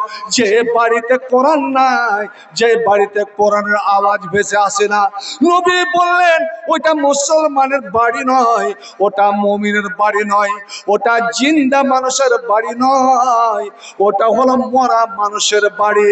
বন্ধু আমার, যে বাড়িতে কোরআন নাই ওই বাড়িতে শয়তান বসবাস করে। যে বাড়িতে কোরআন পড়া হয় ওই বাড়ির ত্রিসীমানায় শয়তান যায় না, শয়তান যেতে পারে না। কারণ ওই বাড়িতে থেকে আল্লাহর ফেরেশতা, আর আল্লাহর ফেরেশতা যেখানে থাকে ওখানে হয় আল্লাহর রহমত, আর আল্লাহর রহমত যেখানে বর্ষণ হয় বন্ধু আমার, সেখানে শয়তান কোনোদিন প্রবেশ করতে পারবে না। এই জন্য দাজ্জাল যখন কিয়ামতের আগে বের হবে, 40 দিনের মধ্যে সারা পৃথিবী বিচরণ করবে, কোন গ্রামগঞ্জ বাকি থাকবে না, সব জায়গায় যাবে। কিন্তু বলেন তো, দুনিয়াতে দুটা জায়গা আছে, ওই দুই জায়গায় দাজ্জালকে তো যেতে পারবে না। কোন দুটা জায়গায় যে ভাই বলেন তো, আপনারা বলেন তো? হ্যাঁ, মক্কা এবং মদিনা। কেন? কোরআন নাই। এই মক্কাতে কোরআন আরম্ভ হয়েছিল মক্কায়, আর মদিনাতে কোরআন শেষ হয়েছিল। বন্ধুরে আমার, এই দুটার কোরআনের মার্কাজ। এই জন্যই সেই দিন মদিনার যতগুলো গেট, মক্কার যতগুলো গেট, ওই প্রত্যেকটা গেটে 2 জন করে ফেরেশতা পহারা দেবে। ফেরেশতাকে দেখে দাজ্জালের শরীর এমন ভাবে গলতে লাগবে, এমন ভাবে গলতে লাগবে, যে নবী বলছেন যেমন লবণে পানি ঢেলে দিলে লবণ গলে যায়, ওইভাবে দাজ্জালের শরীরে কঁপনি ধরে যাবে। দাজ্জাল থরথর করে কাঁপতে লাগবে। বন্ধু আমার নবী বললেন, তোরে কমেরপুর এলাকার মুমিন মুসলমানেরা, এই কোরআনে এমন একটা সূরা আছে, ওই সূরাটা বাড়ির বউ বেটিরা, বাড়ির ছেলে মেয়েরা যদি ভাগ করে ওই সূরাটা তেলাওয়াত করে, ওরা আমল যদি করে নেয়, প্রত্যেক দিন শোয়ার রাত্রে এই সূরাটা পড়বো, হয় গোটা সূরা পড়বো বা কিছু অংশ পড়বো। আমি সারা গোটা সূরা না পড়তে পারি, আমি 2-3 রুকু পড়বো। আপনি গোটা সূরা পড়েন বা 2-3 রুকু পড়েন, শুরু থেকে পড়েন বা মধ্য থেকে পড়েন বা শেষ থেকে পড়েন। আমার নবী বললেন, ইন্না শাইতানা ইয়ানফিরু মিনাল বাইতিল্লাযী তুকরা ফিহি সূরাতুল বাকারা। যেই বাড়িতে সূরা বাকারা তেলাওয়াত করা হলো, ওই বাড়ির ত্রিসীমানায়, ওই বাড়ির তুলা মাটিতে শয়তানের নাপাক পা পড়বে না। শুধু শয়তান নয়, ওই সূরার মধ্যে এমন 2টি আয়াত আছে, নবী যখন মেরাজে গেলেন আর মেরাজ থেকে যখন ফিরে আসছেন, আমার আল্লাহ তার হাবিবকে বলেছিলেন, হাবিব রে, তুমি আমার কাছে এসেছিলে, আমার কাছ থেকে তুমি 3টা উপহার নিয়ে যাও তোমার উম্মতের জন্য। একটা উপহার, আমি এই সূরা, আমি অমুক সূরা থেকে 2টা আয়াত আমি তোমাকে দিলাম। আল্লাহু আকবার। জানি না আল্লাহর সুর কেমন, আল্লাহ নিজের যাও জালালের সুরে আমার নবীকে ওই দুটো আয়াত পড়ে শোনালেন। যাও, এই দুটো আয়াত তোমার জন্য এবং তোমার উম্মতের জন্য। তুমি তাদেরকে বলে দিবে, মান কারাহুমা লাইলাতান কাফাতাহু। এই দুটো আয়াত কেউ যদি রাত্রে পড়ে শুয়ে যায়, দুটো আয়াত পড়তে বেশি সময় লাগবে না। আপনি ঘড়ি দেখে পড়বেন, মাত্র 2 থেকে 3 মিনিট, 2 থেকে 3 মিনিট, 2.5 মিনিটের মধ্যে শেষ হয়ে যাবে। এই 2 মিনিট মেহনত করে দুটো আয়াত পড়ে নেন। আল্লাহ বলছেন কাফাতাহু। কেউ যদি সারা রাত বসে বসে কোরআন তেলাওয়াত করে, আমি প্রত্যেকটা হরফে 10 করে নেকি দিতাম। সারা রাত আমি ওকে যে নেকি দিতাম। এ আমার বান্দা, রে আমার বান্দি, এ দুটো আয়াত পড়ে তুই শুয়ে যা। সারা রাত কোরআন পড়ার নেকি আমার কাছ থেকে তুই নিয়ে চলে যা। একবার বলা যাবে সুবহানাল্লাহ। আমরা ছড়াবো কোরআনের নূর, পথ হারা পেয়ে যাবে পথের দিশা। কোরআনের তেলাওয়াতে রাঙাবো বুক, খুঁজে নিব আল্লাহর ভালোবাসা, পেয়ে যাব মাবুদের ভালোবাসা। কোরআনই চেতনা, কোরআনই প্রেরণা, কোরআন মুমিনের স্বপ্ন আশা, পেয়ে যাব আল্লাহর ভালোবাসা, খুঁজে নিব মাবুদের ভালোবাসা। কোরআন হলো হেদায়াতের আলো। কোরআন ছেড়ে কেউ সহি পথ পাবে না। কোরআন ছেড়ে কেউ দুনিয়াতে জীবনে कामयाब होते पारबे ना। वो तो मुअज़्ज़ज़ थे दुनिया में मुसलमान होकर, तारा मुसलमान हुए सारा पृथ्वीते डंका बजालो, और हम जलील और खार हुए तारे के कुरान होकर। आज कुरान छेड़े दिए আমরা হয়েছে দুনিয়ার বুকে অপমান। ভাই, বেধর্মীরা কোরআনের উপরে এত টার্গেট কেন? এই কোরআনকে বাদ দিতে হবে, কোরআনকে মিটাতে হবে, কোরআনকে মুছতে হবে। কোরআন কি ক্ষতি করেছে ওদের বলেন তো? ওরা জানে যে মুসলমানের আসল শক্তি হলো কোরআন, কিন্তু আমরা সেটা বুঝি না। কোরআন হলো হেদায়াতের আলো, কোরআন হলো ভাই আল্লাহর কথা। আল্লাহর কথা, আল্লাহ যদি আমাদের ভালোবাসা হয়, আল্লাহর কথাও ভালো লাগার কথা। কোরআন হলো হেদায়াতের আলো, কোরআন হলো ভাই আল্লাহর কথা। কোরআনই শক্তি, কোরআনই মুক্তি, কোরআন মুমিনের সফলতা। কোরআন পড়ি এসো, কোরআন শিখি, কোরআন পড়ি এসো, কোরআন শিখি, কোরআন মতে জীবন গড়ি। কোরআন হলো ভাই জান্নাতের ভাষা, পেয়ে যাব আল্লাহর ভালোবাসা, পেয়ে যাব মাবুদের ভালোবাসা। ভাই, যখনই আমাদের মাতৃভাষা কি বলেন তো? আমাদের মাতৃভাষা কি? বাংলা। বাংলা কিনা? কিন্তু বাংলা আপনার মাতৃভাষা না? কি মাতৃভাষা? যখনই মরতে পড়বেন, যখনই ফেরেশতাদেরকে দেখবেন, তখন থেকে আপনার ভাষা বদলে গেল। আপনিও আরবিতে বলবেন রব্বের জিউন, আল্লাহ তে আমাকে ফিরা, রব্বানা আল্লাহ লাউলা আখারতানি, তো আপনি আরবিতে বলবেন যে আল্লাহ তুই আমাকে একটু সময় দে। আহা, কবরে গেলেন এ মুমিন মুসলমান, আরবিকে ঘৃণা করে কোরআনের ভাষাকে? আপনাকে কবরে জিজ্ঞেস করা হবে বাংলাতে নয়, ইংরেজিতে নয়, হিন্দিতে নয়, কোনই ভাষাতে নয়, মান রাব্বুকা। আপনি যদি মুমিন মুসলমান হন, উত্তর আরবিতে দিবেন রব্বি আল্লাহ। মা দিনুকা, তোমার দিন কি? তো আপনি আরবিতে বলবেন দিনী আল ইসলাম। আপনার দিন হলো ইসলাম। মাহাজার রাজি, মাহাজার রাজুল আল্লাজি বৈসা ফিকুম। আমার নবীকে দেখে বলবে আচ্ছা বলো তো, এই লোকটাকে, যে লোকটাকে তোমাদের কাছে হেদায়েতের জন্য পাঠানো হয়েছিল, মুসলমান, আমরা নবীকে দেখিনি, নবীকে চিনিনি, আমাদের আজ থেকে 1450 বছর পার হয়ে গেল, কিন্তু আপনি যদি আজকে মারা যান আর আপনি যদি ঈমান নিয়ে মারা যান, আপনি নবীকে দেখেননি বটে, কিন্তু যখনই ফেরেশতা জিজ্ঞেস করবে বলো ওই লোকটাকে যাকে হেদায়েতের জন্য পাঠানো হয়েছিল, আপনি বলে দেবেন হাজা রাসূলুনা মুহাম্মাদুর রাসূলুল্লাহ সাল্লাল্লাহু আলাইহি সাল্লাম। এর মানে হলো ওরে আমার নবীকে অন্তরের চোখ দিয়ে দেখতে হবে, আপনার বাইরের দুই চোখ দিয়ে নয়।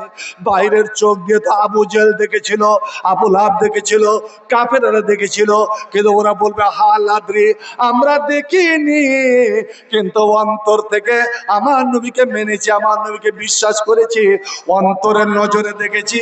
আপনি চট করে বলে দেবেন হাজা রাসূলুল্লাহ মুহাম্মদ রাসূলুল্লাহ, এ হলো আমাদের নবী, আমাদের রাসূল মুহাম্মদ।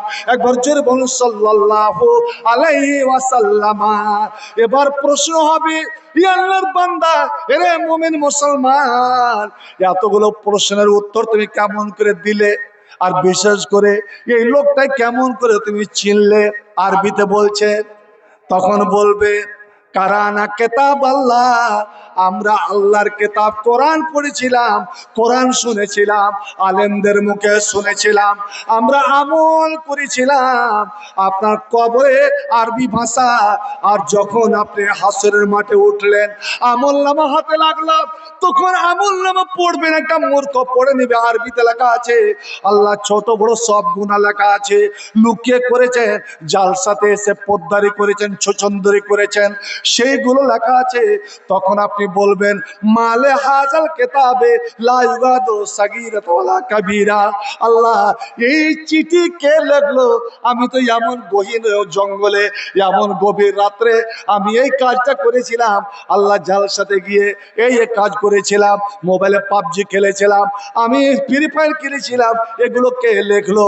আপনি আরবিতে আপনার ডান হাতে, তখন এই মাওলানাকে গিয়ে বলে ইকরা কিতাবাকা মাওলানা, আমার চিঠিটা আমার সার্টিফিকেটটা পড়েন।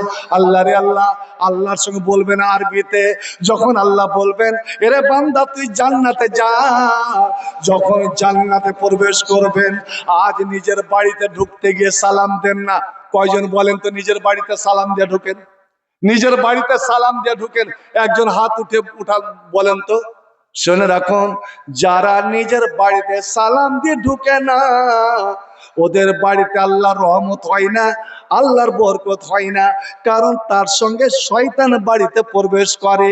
নবী আমার বলছেন, ক্লাব থেকে ফিরলেন সন্ধ্যার সময়, রাত্রে শয়তান দল বল নিয়ে আসে, বুড়াটা কিন্তু আপনার সঙ্গে থাকে, ছোড়া গালা পিছনে থাকে।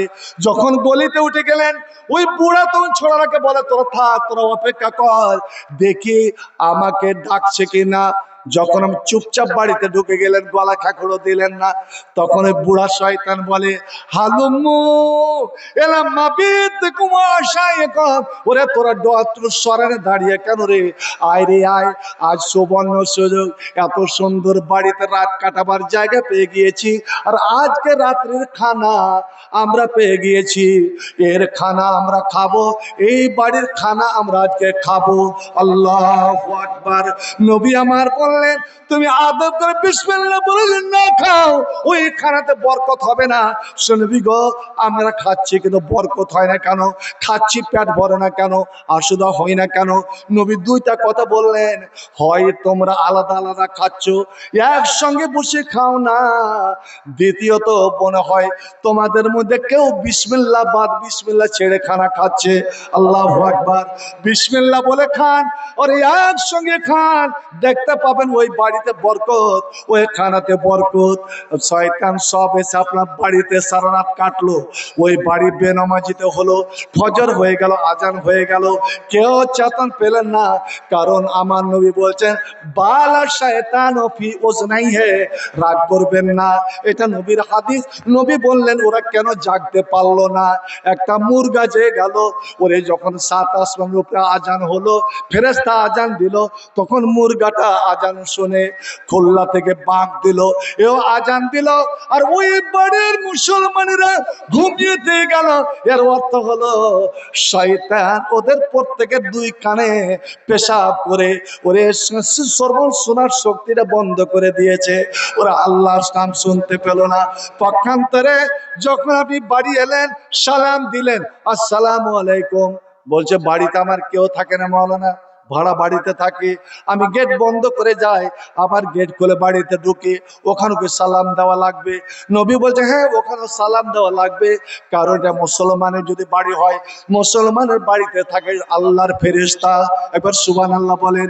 আল্লাহর ফেরেশতা, তুমি যে সালাম দিলে তোমার সালামের উত্তর আল্লাহর ফেরেশতারা দিল। আর একজন সাহাবী বলছেন, হুজুর আমার বাড়িতে শুধু আমার মা থাকে আর আমি বাইরে চলে যাই, আমার মা বয়স্কা মেয়ে, বুড়ি মেয়ে, ওখানে একটু সালাম দিয়ে আমার মাকে জানিয়ে কি ঢুকতে হবে? হুজুর বলছে হ্যাঁ অবশ্যই। বলছে হুজুর ওটা আমার মা আর আমি আর বেটা, আমার সামনে উদাম পাদান থাকলে আবার কি হবে? হুজুর বলছেন তবু আমি বলছি তুমি সালাম দাও এবং তোমার মাকে তুমি আগে জানিয়ে দাও, এমন ভাবে আওয়াজ করো যাতে তোমার মা জেনে নাই ছেলে আমার চলে এলো। হুজুর এটা আমি ভাবতে পারছি না ওটা যে আমার মা। এবার নবী রেগে গিয়ে বলছেন, ও সোনাম, তোমার মা গেট বন্ধ করে, গরমের দিন বয়স্কা মানুষ যদি ওপরের কাপড়টা ফেলে থাকে একটু ঠান্ডা নেওয়ার জন্য, তো অবশ্যই থাকতে পারে। তুমি কেমন ছেলে হে, তুমি কি চাও যে তোমার মাকে বেপরদা উলঙ্গ অবস্থায় তোমার মায়ের তুমি উলঙ্গ, তোমার মায়ের শরীর উলঙ্গ শরীর তুমি দেখো, এটা কি পছন্দ করো? না হুজুর আমি এটা চাই না যে আমার মা উলঙ্গ থাক। এই জন্য আমি বললাম তুমি গেটে সালাম দাও, গেটে আওয়াজ দাও যাতে তোমার মা কাপড় চোপড় সাবধান করে নেয়। নবী আমার বললেন যখন আপনি বলেন আসসালামু আলাইকুম বিসমিল্লাহ, বিসমিল্লাহ বলে সালাম যেমন দিলেন, শয়তানের মুখে এত জোরে মোগর লাগে, শয়তান ওই বুড়ো শয়তান কে কে করে আর পালায় আর বলে ওরে পালা রে পালা, এই বাড়িতে আজ থাকার জায়গা হবে না, এই বাড়িতে আমাদের খাদ্য হবে না। এটা হলো আল্লাহ ওয়ালাদের বাড়ি, এটা হলো মুমিন মুসলমানের বাড়ি। ভাই আমার, আমি বলছিলাম যে সূরা বাকারা যে বাড়িতে দুটো আয়াতের কথা বলছিলাম না, যে দুটো আয়াত পড়েন ঘুমিয়ে যান, সারা রাতের নেকি নিয়ে এলেন। শুধু নেকি কি কাফাতাহু, এর অর্থ আলাদা আর একটা আছে, মুসলমান রে তোমাদের পায়ে পায়ে দুশ্মন। আজকাল তো বর্তমান আল্লাহ হেফাজত করুক, বাংলার যে কি অবস্থা হবে ভাই, সব উঠে পড়ে লেগেছে। বাংলাতে আমাদের শাসন চাই, আল্লাহকে দোয়া করবেন আর খুব বুদ্ধিমত্তার সঙ্গে ভোট চিন্তা, দলে দলে বিভক্ত হবেন না। বলছিলাম যে তোমাদের পায়ে পায়ে দুশ্মন, কোন দিক দিয়ে যে তোমার দুশ্মনী আসবে, আক্রমণ হবে তুমি বুঝতে পারবে না। কত মানুষ ঘুমের অবস্থাতে ওকে অপহরণ করে নিয়ে চলে গেল, বাইরে ওর লাশটা পাওয়া গেল। আপনার বাড়িতে হঠাৎ ডাকাত পড়ে গেল, চুরি হয়ে গেল, আপনি ব্যাংক থেকে টাকা উঠিয়ে এনেছেন, কালকে আপনি কলকাতায় যাবেন, বড় একজন ব্যবসায়ী, আপনি মাখনার চাষ করেন, টাকাটি এনে রেখেছেন, ভাই আবার 2 নম্বর ধান্দাবাজেরা জানতে পেরে নিয়েছে, আজ আপনার বাড়িতে আক্রমণ হবে। নবী বলছেন তুই বিশ্বাস ইয়াকিন করে এই 2 আয়াত পড়ে শুয়ে যা, শুয়ে যা। দেখি তো কোন ডাকু, কোন লম্পট, কোন চোর, কোন শয়তান ভক্ত শয়তানের দল তোর বাড়িতে তোর তোলা মাটিতে পা দিয়ে দেয়। মুসলিম শরীফের হাদিস, আল্লাহ বলছেন আমি হয়ে যাব ওই বাড়ির নিগেবান, আমি হয়ে যাব ওই বাড়ির রক্ষক, আমি তার গেটে আমি ফেরেশতাকে পহরা বসিয়ে দিব। আর ফেরেশতার পহরা, আল্লাহর পহরা কেউ ভেঙে যেতে পারবে? ভাই আমার বলুন, হযরত ইব্রাহিমকে আগুনে বেঁধে, দড়িতে বেঁধে টেঙে রেখেছে, কিছুক্ষণ পরে ফেলবে, আগুনে পুড়ে শেষ হয়ে যাবে। আর লাখো লাখো ইরাকের লোক নমরুদের জয় ধ্বনি দিচ্ছে, শেষ পর্যন্ত ইব্রাহিমকে আগুনে নিক্ষেপ করেই দিল। এবার বলেন ইব্রাহিমকে জ্বালাতে পেরেছিল কি? ইব্রাহিমের একটা চুল পুড়েছিল, আগুনের মধ্যে দিয়ে ইব্রাহিম হাঁটছে, যেমন মানুষ ফসল পানির জমি দেখতে গিয়ে হাঁটা হাঁটা করে, ইব্রাহিম হাঁটছেন। চিন্তা করেন আগুনের মধ্যে হাঁটতে পারে। কে ইব্রাহিমকে বাঁচালেন বলেন তো? ইব্রাহিমকে কে রক্ষা, জোরে বলেন? আল্লাহ। তা আমরা কেন আল্লাহ রক্ষা করবে না? কেন?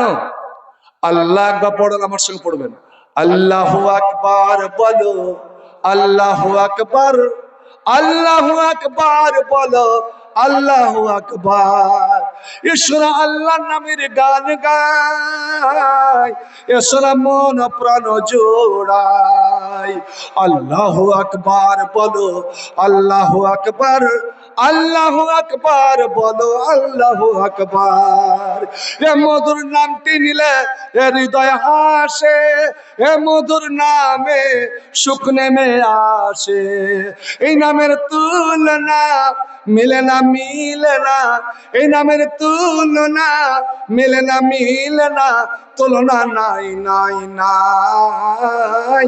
ঈশ্বর আল্লাহর নামের গান গায়, ঈশ্বর মন প্রাণ জোড়ায়। আল্লাহু আকবার বলো, আল্লাহু আকবার, আল্লাহু আকবার বলো, আল্লাহু আকবার। যে নামেতে ইব্রাহিমের আগুন হলো পানি, যে নামেতে ইব্রাহিমের আগুন হলো পানি, ডাকার মতো ডাকলে আজ সাড়া দিবেন তিনি রে মন, সাড়া দিবেন তিনি। যে আল্লাহ ইব্রাহিমকে রক্ষা করেছিলেন ওটাই আল্লাহ আছেন। আল্লাহ বদলে গেছে? সরকার বদলিবে কিন্তু আল্লাহ हमेशा से है और हमेशा रहेगा। ভাই আমার, তা আজ হয় না কেন? এবার আমার প্রশ্ন, আমার জিজ্ঞাসা, এই মহা বিপদের সময় হযরত ইব্রাহিম কার উপরে ভরসা করেছিলেন বলেন? কার উপরে জিজ্ঞেস করা হয়েছিল? ফেরেশতা জিজ্ঞেস করে, ইব্রাহিম আগুনের উপরে তুমি বাঁধা আছো, কিছুক্ষণ পরে তোমাকে ফেলবে, তুমি জ্বলে যাবে, তোমার ভিতরে ভয় কেন দেখতে পাই না? তোমার চেহারাতে কোনো ভয় নাই, বরঞ্চ তুমি যেন মিটকি মুটকি হাসছো, মিটমিট করে হাসছো, তোমার চেহারা যেন আরো উজ্জ্বল হচ্ছে। ইব্রাহিম বলেছিলেন, এই আগুন কি আমার রব? আগুন কি আমার মালিক? আমার মালিক আল্লাহ। সে আল্লাহকে আমি জীবন সঁপে দিয়েছি। আল্লাহ যদি আমার জীবন নিতে চায় দুনিয়ার কেউ বাঁচাতে পারবে না।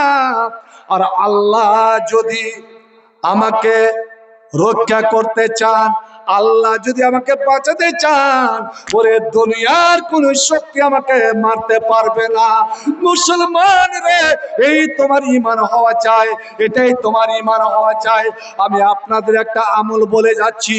আপনি কাঠিয়ার গেলেন, মালদা গেলেন, আপনি দিল্লি, বোম্বে, পাঞ্জাব কোথাও গেলেন, এ আমার ছেলেরা, তোমরা কাজের ক্ষেত্রে যাও, তুমি বিপদে পড়ে গেলে তোমাকে 10-12 জন শত্রু ঘিরে নিয়েছে, আর সবারই হাতে অস্ত্র, তোমাকে জয় শ্রীরাম বলাবে, না বললে তোমার জীবন চলে যাবে, তুমি ঘাবড়াবে না। যে নূর, যে তসবির ওসিলায়, যে দোয়ার ওসিলায় ইব্রাহিম রক্ষা পেয়েছিলেন, আল্লাহ রাব্বুল আলামিন কোরআনে ওই দোয়াটা রেখে দিলেন। কেন রাখলেন? রে ইব্রাহিম বেটা বেটিরা, এই বিপদে তোরাও যদি ওইভাবে আবৃত্তি করিস, আমাকে ডাকিস, আমি আল্লাহ গায়েব থেকে, অদৃশ্য থেকে আমি যে সাহায্যকারী পাঠিয়ে দেব, তুই আদৌ বুঝতে পারবি না। ওরে সাহায্য আমার হাতে, মদদ আমার হাতে, জীবন মরণ আমার হাতে, তুই ঘাবড়াবি না। একমাত্র আমাকে দেখে তুই ভয় কর। বলুন তো বন্ধু, ইব্রাহিম আগুনে পড়তে পড়তে কি দোয়াটা পড়েছিলেন, কি মন্ত্রটা পড়েছিলেন? যে মন্ত্রে যেমন ইব্রাহিম মুখ দিয়ে বের হলো, আমার আল্লাহ ফেরেশতাদেরকে বললেন, রে আমার ফেরেশতারা, যে ইব্রাহিম যে আমার বন্ধু, এরকম বিপদের সময় আমাকে ডাকতে পারে, আমার উপরে আস্থা রাখতে পারে, আমি আল্লাহ কেমন করে তাকে আমি জ্বালাতে পারি। আর তোরা আগে বলছিলে আল্লাহ তোমার দয়া হয় না কেন?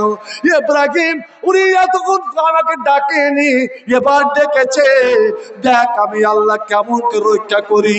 বলেন তো ভাই, একজন বলেন যে ইব্রাহিম আগুনে পড়তে পড়তে কি দোয়াটা বলেছিলেন? একজন বলেন তো। হাসবুনাল্লাহ। কিন্তু হাদিসে আছে কালা ইব্রাহিম হিনা উলকিয়া ফিন্নার, এটা দুই রূপে বলতে পারেন। আমার নবী বললেন কালু হাসবুনাল্লাহ, আর ইব্রাহিম বলেছে হাসবি আল্লাহ। আল্লাহ তুমি আমার জন্য যথেষ্ট, তুমি আমার জন্য যথেষ্ট। আমি ভয় করি না কাউকে দেখে, আমি পারোয়া করি না কাউকে দেখি। আল্লাহ তুমি যদি আমার হয়ে যাও, আল্লাহ আমি দুনিয়ার সাথে টক্করে মেরে দিব। যে নামে ইব্রাহিমের আগুন হলো পানি, ডাকার মতো ডাকলে আজ সারা দিবেন তিনি রে মন, সারা দিবেন তিনি। এ মধুর নামতে মিটায় হতাশার জ্বালা, গলিতে পার সে নামের মালা। এই নামের তুলনা হবে না, হবে না তুলনা, নাই নাই নাই। এ শোনা আল্লাহর নামের গান গায়, এ শোনা মন প্রাণ জুড়ায়। আল্লাহু আকবার বলো, আল্লাহু আকবার, আল্লাহু আকবার বলো, আল্লাহু আকবার। ভাই আমার, আল্লাহর হয়ে যান। আমি একটা হাদিস পড়েছিলাম, ওই হাদিসটা শুধু মানে করবো, রাত অনেকটা হয়ে গিয়েছে। নবী আমার বলছেন, এরে এত এলাকার মুমিন মুসলমানেরা, তোমরা সকাল বেলা উঠো, তোমরা প্রত্যেকদিন সকাল করো, তোমাদের খেয়াল নাই কিন্তু তোমাদের গ্রামের দুই পার্শ্বে দুইজন ফেরেশতা নেমে আসে। তোমাদের প্রত্যেক মুসলমান গ্রামের দুই পার্শ্বে দুইজন ফেরেশতা নেমে আসে। আর ওই ফেরেশতারা একজন করে গ্রামের মানুষের জন্য ভালো দোয়া, এক শ্রেণীর মানুষের জন্য করে ভালো দোয়া, আর আরেকজন ফেরেশতা করে বদদোয়া। আর তোরা শোন, মানুষের দোয়া, আমার দোয়া, আমার সভাপতির দোয়া কবুল হবে কি হবে না তার কোনো গ্যারান্টি নাই, কিন্তু আল্লাহর ফেরেশতারা যদি কারো জন্য আমিন, শুধু আমিন বলে দেয়, সঙ্গে সঙ্গে আল্লাহর দরবারে কবুল। একজন ফেরেশতা বলে আল্লাহুম্মা আতে মুনফিকান খালাফা, এ রাব্বুল আলামিন, আজ বাগনোচা এরা যে মসজিদের জন্য জালসা করেছে, আল্লাহ তোমার ঘরের জন্য তোমার দেওয়া মাল, তোমার দেওয়া টাকা পয়সা, তোমার দেওয়া ধন দৌলত, রব্বুল আলামিন যারা খরচ করলো, যারা দিল, হে আল্লাহ আমি নূরের ফেরেশতা দোয়া করছি তোমার কাছে, আল্লাহ তার ধন মাল, তার টাকা পয়সা আরো শত শত গুণ তুমি বাড়িয়ে দাও। নবী কসমকে বলছেন, এরে আমার উম্মতরা শোন, দান করে মানুষের মাল কোনোদিন কমে যায় না রে। কারণ আল্লাহর ফেরেশতা দোয়া করে, আল্লাহ যারা তোমার পথে তোমার দিনের জন্য খরচ করলো, তোমার ঘরের জন্য খরচ করলো, আল্লাহ ওদের ধন মাল টাকা পয়সা আরো বাড়িয়ে দাও, আরো বাড়িয়ে দাও।